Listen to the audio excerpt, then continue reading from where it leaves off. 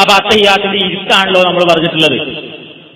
ഇനി കൈയൊക്കെ എവിടെ വെക്കണം? അപ്പൊ കാല് വെക്കണത് പറഞ്ഞ് നീ കൈയൊക്കെ എവിടെ വെക്കണം? عن وائل بن حجر أنه قال في صفة صلاة رسول الله صلى الله عليه وسلم ثم قعد فافترش رجله اليسرى ووضع كفه اليسرى على فخذه وركبته اليسرى وجعل حد مرفقه الأيمن على فخذه اليمنى ثم قبض ثنتين من أصابعه وحلق حلقة ثم رفع إصبعه فرأيته يحركها يدعو بها. അഹ്മദ്, അബൂ ദാവൂദ്, നസാഇ എന്നീ മുഹദ്ദിസീങ്ങൾ ഉദ്ധരിച്ചതാണ് ഈ ഹദീസ്. വേറെ റിപ്പോർട്ടിൽ കാണാം വയർമീ ബിബസരിഹി ഇലൈഹാ. എന്താ ഇതിലൊക്കെ പറഞ്ഞത്? നബിയുടെ നിസ്കാരത്തിന്റെ രൂപം അങ്ങനെ സ്വഹാബി വിശദീകരിക്കാൻ. അങ്ങനെ ഇരുന്നു. എങ്ങനെയിരുന്നു? ഇടത്തെ കാലിങ്ങനെ പരത്തി വെച്ച് അതിന്മേലിരുന്ന് വലത്തെ കാലിങ്ങനെ കുത്തിവെച്ചു. ഇരുത്തത്തിന്റെ രൂപം.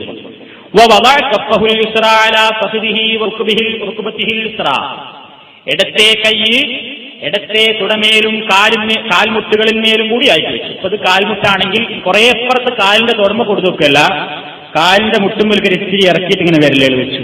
ഇതാണ് ഇടത്തെ കാലിന്മേൽ ഇടത്തെ കൈ വെച്ചു എന്ന് പറഞ്ഞത്.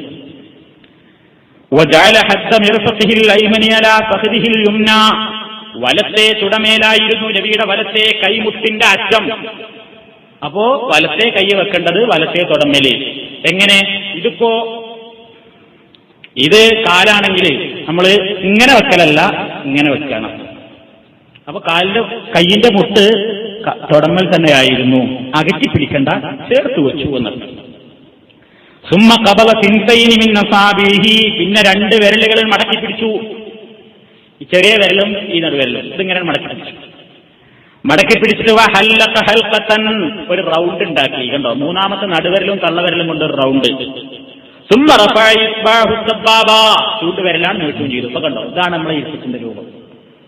രണ്ട് വിരൽ മടക്കി ഇത് രണ്ടും കൊണ്ട് റൗണ്ട് ഉണ്ടാക്കി, ഒരു ചങ്ങല, ഒരു കണ്ണി ഉണ്ടാക്കി, ഇതും ഇങ്ങോട്ട് നീട്ടിപ്പിടിച്ചു. ഇതാണ് ഇരുത്തത്തിന്റെ രൂപം.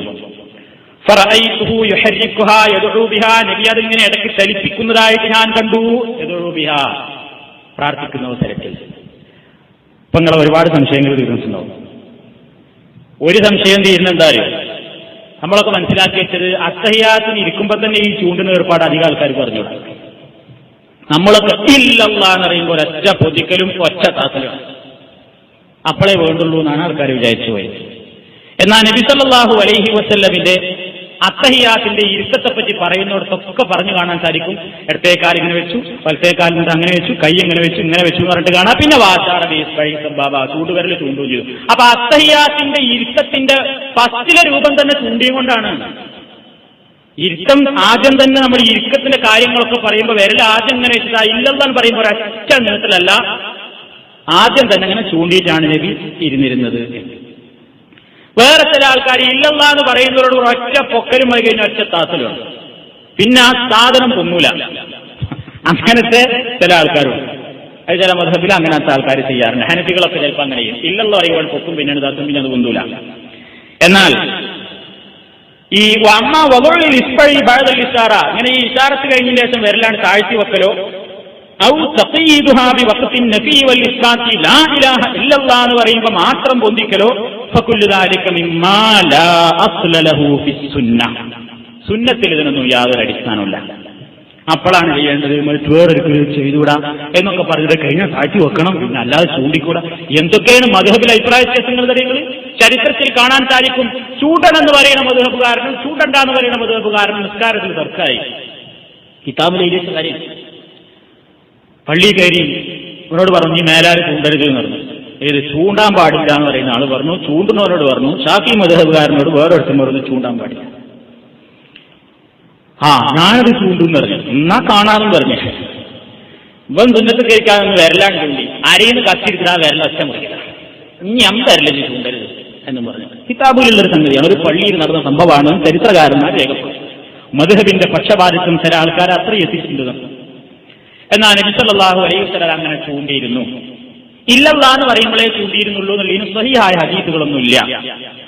നബിന്റെ അത്തഹിയ്യാത്തിന്റെ ഇരുത്തത്തിന്റെ രൂപം പറയുന്നിടത്ത് തന്നെ ഈ ഇരുത്തം പറഞ്ഞിട്ട് പിന്നെ നബി ചൂണ്ടി എന്നാണ് പറയുന്നത്. അപ്പൊ ചൂണ്ടലിന്റെ കാര്യം അങ്ങനെയാണ്. തുടക്കം മുതൽ ഒടുക്കം വരെയും ചൂണ്ടിയിട്ടുണ്ട്.